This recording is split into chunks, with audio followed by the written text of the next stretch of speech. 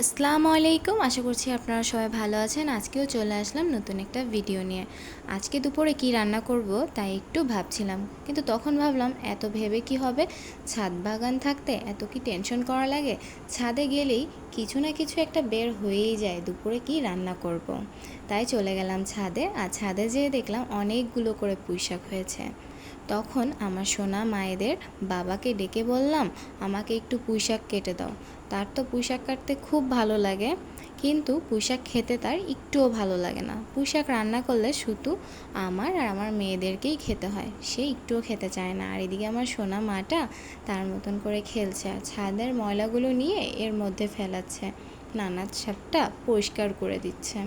আর এদিকে ছাদে কতগুলো করে পুঁইশাক হয়েছে, মাশাল্লাহ, মাচাটা পুরো ভর্তি হয়ে গিয়েছিল, এখন তো একটু খালি হয়ে গেছে।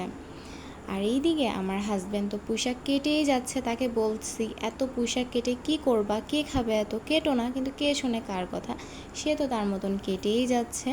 আর এইদিকে আমার ছোট্ট সোনামাটা তার বাবার মতন খেলেই যাচ্ছে তার মতন করে। আর এই যে দেখুন কতগুলো পুঁইশাক কাটছে সে, কে খাবে এতগুলো পুঁইশাক। আর এইদিকে আমার মাটাও তার বাবার সাথে পুঁইশাক গুছাচ্ছে।